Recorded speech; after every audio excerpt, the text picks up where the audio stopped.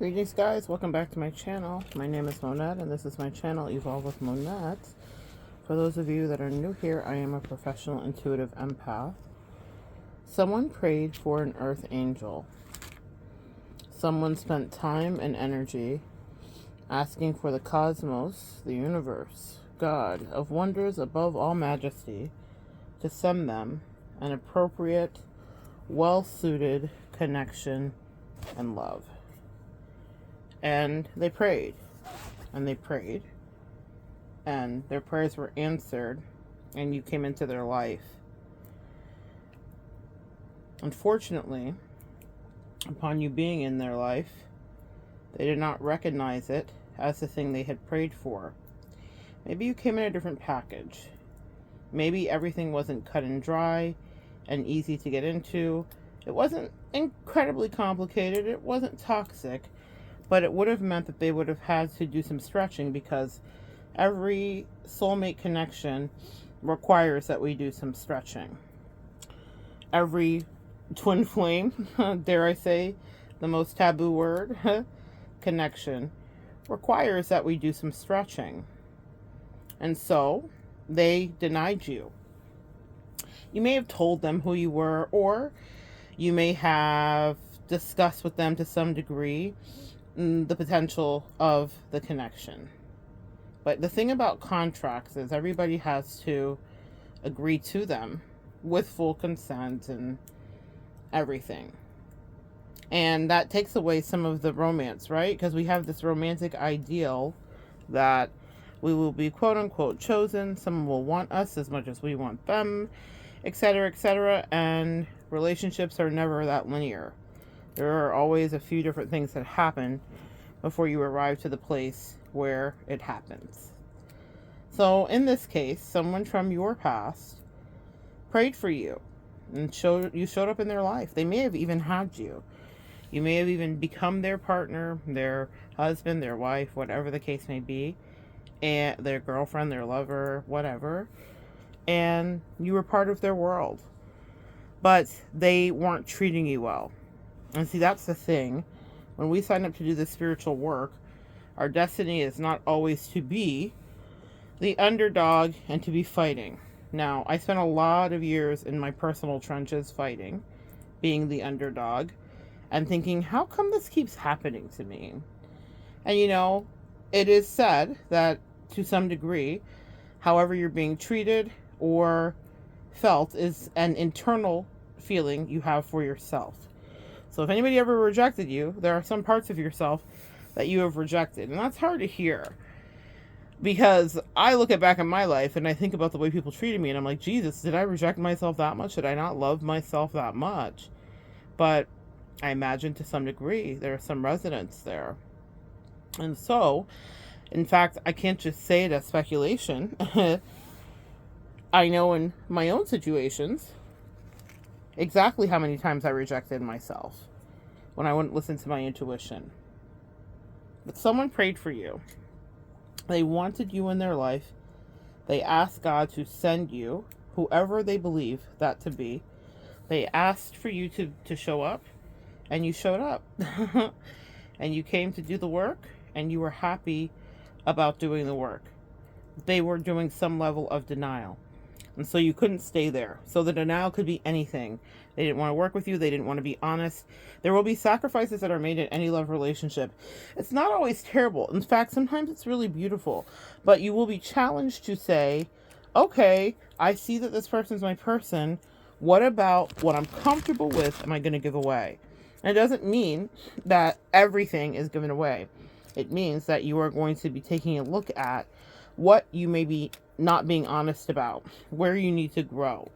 A good partner, soulmate, twin flame energy that's actually cooperating with you will root those things out, even if it's not done purposely or strategically, but it's just done because you guys are in proximity, because that's the whole purpose of relationship, is growth.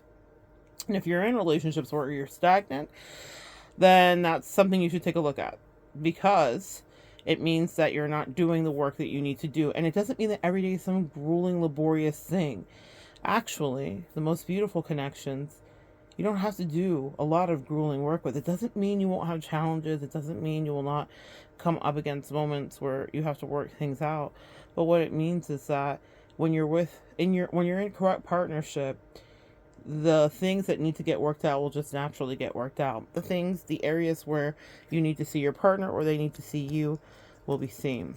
When someone prayed for you, to go back to this, for someone, you were actually the dream. They wanted you and they asked for you, and then they treated you so atrociously that the angels and ancestors stepped in and said, "This is not how this is supposed to be. This is not how they were supposed to treat the earth angel that they prayed for to come in and shift and change their destiny." And so the dynamic changed, the relationship shifted, and people had to go their own ways. But that happened because someone didn't really value what it was that you were there to offer regarding connection and love. Sometimes you can be right in somebody's face and they don't want to give you the honor and the grace that you are giving them, or that they promised and they swear to God they would give before you came in. It's such an interesting thing to see the way that we will deny the most beautiful parts of our destiny because it doesn't make sense to us immediately. And the thing about these relationships is they won't make sense to you immediately. It will not make sense that someone comes in that really fulfills needs and actually gets to the heart of matters with you. It will not always make sense, but they were called in because you guys had work to do. And work you will do. That's just the truth of it. The work shall be done. Someone called in an earth angel and they promised that they would be good. They would treat the earth angel well. And instead of doing that, they opted to have fun, which meant that the connection had to be done. It's one of the most painful things for me when I'm working with people to see that. When I can see how the angels play big energy behind the scenes, lining us up with someone that could be the person of our quote unquote dreams, whatever that is. Because that is a different thing for all of us, right? It's not a static one size fits all situation. But our angels line us up. They do all of this work. Our ancestors, everyone we work with gets involved. They're delighted. They're like, these two. This is it. They have great work to do. They have good energy. They have their own spirituality. Nobody you've ever been with didn't have the capacity to meet you and grow with you to the degree of your understanding and knowing. Not all of us are playing in the same spiritual field. Not all of us have the same kind of frame of reference. So don't judge yourself if you're like, well, Mona, I wouldn't have a partner like you. No, you probably wouldn't, but you would have a partner like you. And so that's what I want you to bear in mind, is that there's always work to do, but the work is always different. And that's why there's so many of us here. But we are paired with someone who can bring us out of our own past life despair, but also help us to realign and shift this present atmosphere. So you have work to do with somebody. And when I say it's one of my most painful things in my life, it has been literally the most bittersweet thing. I have very often looked in people's eyes. I have communicated with all of my very, very active throat chakra. And I've said, hey, I recognize you as X, Y, and Z, right? And it's very rare that someone will say back to me, yes, I see that too. And if they do, it's very rare that they'll take the actions to follow through. Because I have had people say, I see you as this. I think there's probably one person with whom these words were exchanged where it was instant reciprocity, a delicious soulmate of mine who lives in eternity in my soul and my heart forever. But he and I exchanged those words and we lived out the soulmate contract and endeavor. And we were both better people for it. Absolutely. Unequivocally, no regrets ever with that. But that's the only time in my life. Now, I get to have those moments so that I can say to you it's possible, but it never has gone. You know, what did Shakespeare say? The path of true love never did run easy. It never has gone quite so easy in other moments in my life. But it doesn't mean that I ever waver on wondering if I was right. I always recognize my soulmates and connections when they come in, and I always communicate clearly, even before I fully understood everything about it. And I can't say I understand everything about it. My God, that's hubris. But I understand a lot more than I did 20 years ago, for sure. And so I always say with the clearest of words, here's what it is. Here's the assignment. And most of the time, what happened was people would know it, but the largeness of it could feel overwhelming, or they couldn't resonate with it at all, or they absolutely did know, but they liked the power, because there's something lovely about knowing that someone cares about you. And usually we don't treat the people that we know care about us as well as the people that wouldn't pay us dust. And so I don't want you to think that your love wasn't huge and worthy of being consumed in the best way and shared, and that you didn't deserve like an interplay and an exchange of energy. But not everybody can take the assignment, because these assignments are intense and they shift destinies. That doesn't mean they're bad. They're delicious. They're amazing. They're juicy. They're soul shaking in the best ways.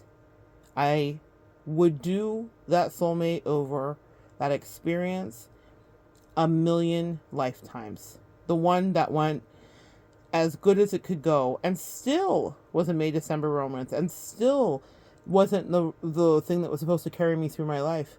But my God, did it change me and open my eyes.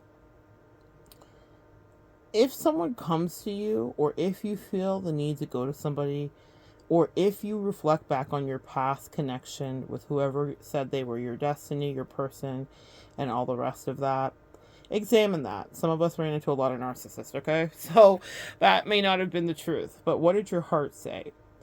When I talk about some of the other times that I have said these words to people and known that we had soulmate assignments, maybe they weren't ready at the time. Maybe they had other stuff to do. Maybe it just wasn't supposed to come through. But I've been very fortunate that in my life, the block has been spun, not once or twice, but many times.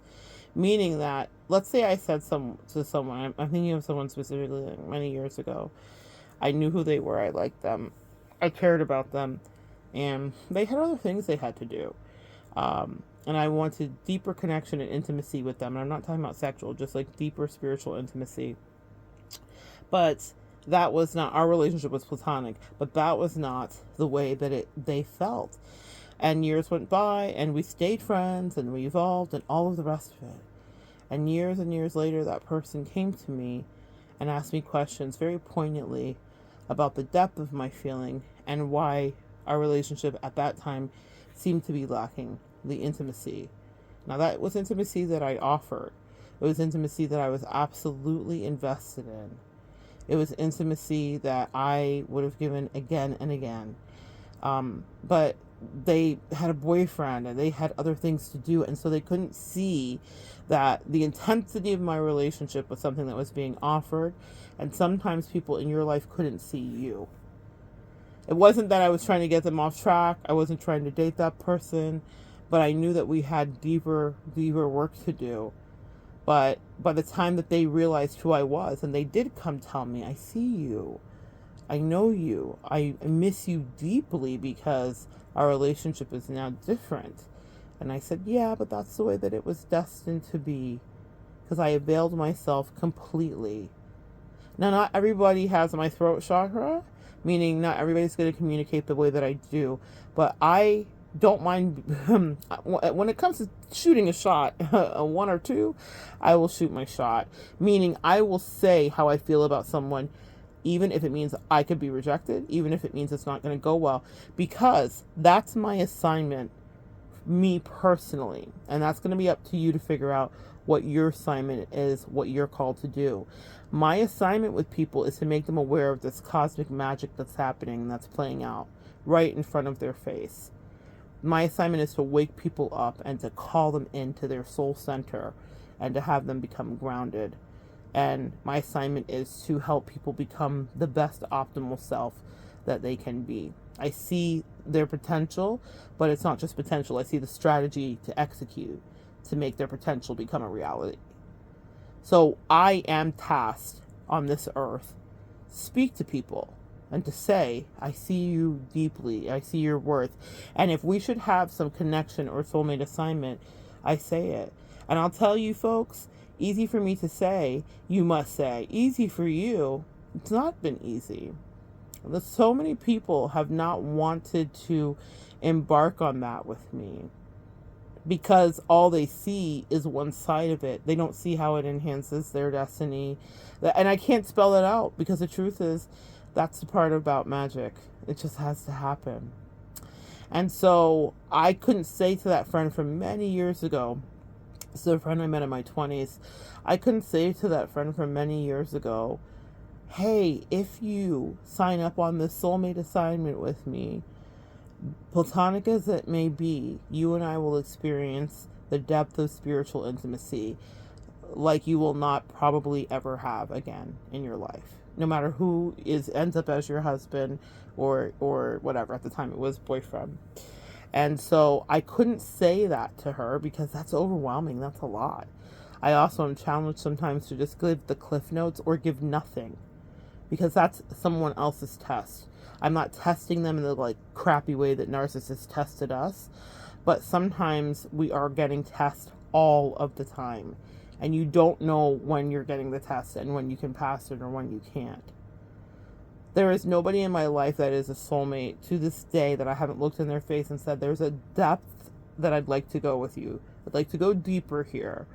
And whether they understood what that meant or if I could explain it or if they allowed me to, most of the time, even if they looked in my face and said, yeah, I understand, I get you. Sometimes people said no. Like I've said to people, I think you might be a twin flame or I think you might be a soulmate. These are like big, heady words. So that could be a lot. Yeah. So I always give grace for that. And people have really been like, no, I don't think so. But then later come back and been like, I would love to be more deeply connected to you. Like I see it now. But that's the thing about tests, they happen when they do. And in that case, from 20 years ago, it was a negative test, but she had a choice to make about how we were going to be connected. She didn't treat me badly. There is no trauma. That person is still a lovely friend in my life to this day. But she did seek out deeper intimacy emotionally, but it was offered. That's the thing I want you guys to do is live very authentically, integrally, and honestly. There isn't anybody in my life that I'm close to that I haven't, to whatever degree I felt like our relationship was supposed to go to, that I didn't use my words and say it. They get to have the choice. We all have free will. Just like God gives me free will, they have free will. And you have to be able to kind of like figure out where you fit in with that. But I remember with more toxic connections where people were like, oh no, I'm too busy with all this other cool stuff going on and you're weird. This is weird. It's weird. Okay, fair. And now they long for me to be there. They ache. And that's how people have felt about you. And that's why I started out the way that I was guided to. People prayed for you. They wanted you in their life. And then when you showed up full out and you're like, here I am to love you. Here I am to service you. Here I am to be in union and communion with you. They didn't treat you right. And then they were like, oh my gosh, later, let me spin the block. I'd like another swipe. Swiper, no swiping. They don't get to come back. That is the Blue's Clue. They don't get to be back up underneath you. That window and portal where you were quiveringly vulnerable to them is no longer you. It's no longer a thing you can even do. So I implore you today, maybe not on this day, we're still in retrograde, hot mess, express, but I implore you, when you know that you have soulmates or connections, twin flames, I hate the twin flame thing now, after you get burned, you're like, ooh, But soulmates have always been part of my life. So I don't have any, even if they go left, I still don't have any kind of PTSD about that, because there's always another soulmate coming around the corner. So there's some that you'll have better chemistry with than others. And that's another thing, guys. When you have chemistry with someone, pay the fuck attention to that. One of the things that I have been vicariously heartbroken from my clients is when they disregard chemistry with someone, or I'm watching someone disregard chemistry with them. Like sometimes they'll be like, oh my God, but our chemistry, da da da. Chemistry's not everything. Chemistry is really, really tricky, because chemistry can, and pair bonding and oxytocin and all that stuff, especially if you're sexual, if you're talking about a lovership, can have you definitely override a lot of like flags and stuff like that. And you'll excuse away a lot of behavior. But if you're vetting someone and there's chemistry is chemistry. Vetting, no vetting, first day you met him, 10 days later, it is what it is. Pay attention to that, because I think, it's not about that you need to like be with someone that just gives you butterflies or whatever. Certainly you want someone to make you feel safe. There are all kinds of things that we crave in partnership. And I want you to think about that today. What do you really crave? What do you crave in partnership? What is important to you? All of us have different cravings. Some of us want adventure. Some of us want communication. Some of us want, fill in the blank. But, and not just activities in the relationship. What kind of partner makes you feel seen and loved? I've been paying a lot of attention to that for myself lately. What makes me feel nurtured and nourished? For the work that I do for the collective, how do I need to be fed and cared for so that I can care for others? And I don't think it's a question I asked myself in my 20s. I was a people pleaser, so I was a caretaker. I didn't ask much of people, and I didn't get much back either. Now I have no problem opening my throat and asking for what I need, and compromising and understanding where someone can or cannot meet me. But it won't be because I didn't ask. And I want you to know that you deserve that. You deserve to ask questions. If you're starting to date somebody and you're like, I've had this happen, guys, where these ladies call me, God bless your souls, and they're terrified to ask for clarifying questions in the first few months of the relationship, and they're kind of letting the guy steer the ship. You deserve to have someone answer your questions. If you can sleep with them, if you can spend time with them, they can clarify what's going on. Back to people praying for the earth angel and then treating you wrong. It's an unfortunate phenomenon. And like I said, when I tell you it aches, it breaks my heart, my achy, breaky heart. I am such a romantic. And so for me, that's been the hardest part. It's like, why did you guys ask me to incarnate here and do this again on this beautiful spinning sphere to watch people be right with actually great connections and then put a lot of other fear and nonsense in the way?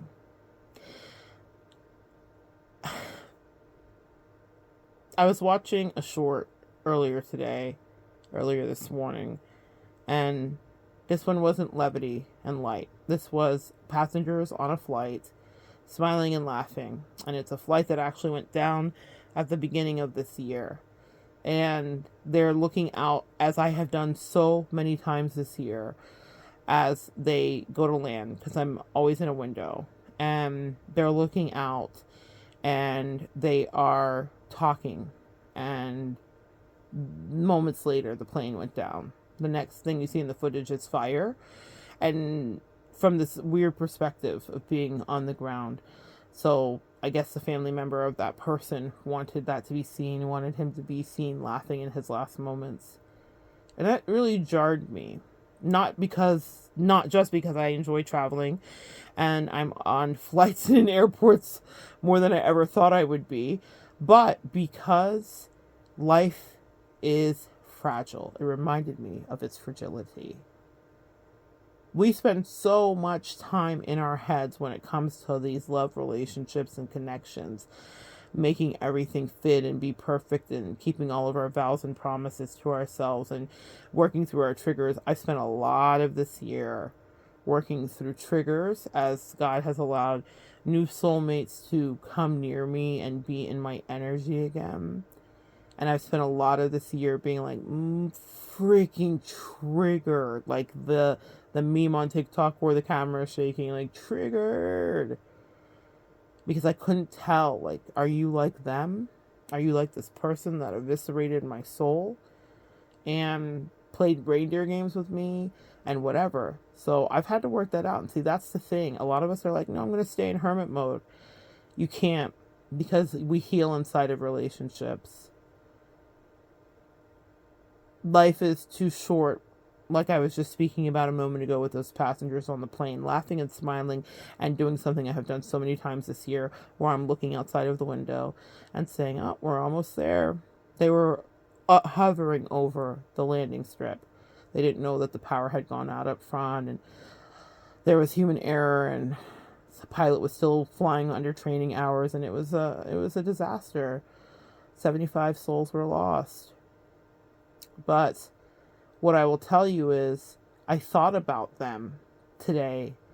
Thought about how many of them were having silent treatment fights with family or friends, or God forbid with a new booski of whom they had chemistry, but they were overthinking it, or the other person was underthinking it, or vice versa.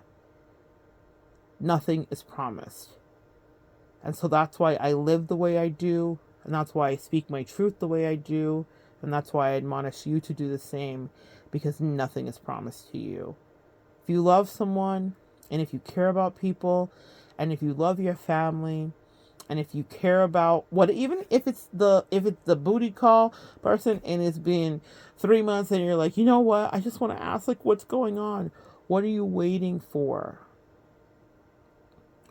You've had people that prayed for you that should have given you more that didn't. I think that in itself, you don't have to have a plane crash to know how that was a time waste of your life, which is precious, and how you don't ever need to spend another minute wondering where you stand or what's going on. You deserve that. Because life is fleeting, and God willing, each one of us lives long old age, ripe old age. But in case we don't, do you want to do your life review thinking, gosh, I really like that person, but I never said anything because he would have thought I was weird, or I did say something and then I hung on for years, even though he couldn't say it back to me or treat me properly or behave in a concrete fashion to solidify our connection, but we had crazy chemistry. Does that sound familiar to any of you? How many of us have been caught up in these cycles and loops? And that's what life is. We're learning that way. But now that I know how precious my time is, see, I didn't have to crash in a plane, but I definitely dealt with some near-death stuff my own way, which changed the way that I love. I will ferociously protect love. I will fight for love. But not fight windmilling, okay? Because I don't think love needs to be fantastic commentary by Melanie Hamlet. It's not The Notebook. I've always known the Notebook was toxic AF. You know, as much as we're indoctrinated to that, it's not a Sade song. Toxic AF. We love Sade with her sweet velvety voice, but mad toxic, extra toxic was a sprinkle aside of toxicity. I'm going to fight. When I say fight for love, meaning communicate, care, connect, invest for love. My fighting has taken on a different connotation at the second half of my life. I'm not going to be triangulated. I'm not going to triangulate somebody else. I'm not going to be in a competition. There's not that kind of fighting. That's out of my system completely. It was never in my system. I always walked away from those situations. I advise you do the same, because life is too short. There's someone who will look you in your face and want you. And they'll want you the same way that you want them. It'll be powerful. It'll be visceral. It'll be chemistry. It'll knock you off your fucking feet. I'm not just romantic, though I am. But my angel said to tell you to listen to the words that she speaks. It will knock you off your feet. It's not love bombing. It's someone who actually wants to work with you, and who's actually in the trenches with you, and who actually sees you, and who's actually eye to eye with you.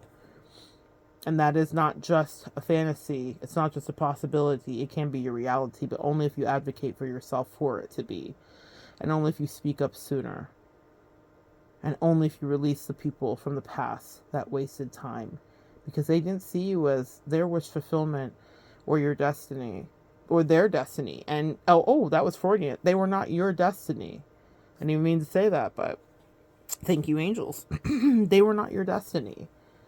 So many of us pine away and think, but especially in the third party situation, that is such a trick to waste our time. We're like, oh my God, how could they have chose the other person? And I admit, in the beginning, I certainly spent some time there.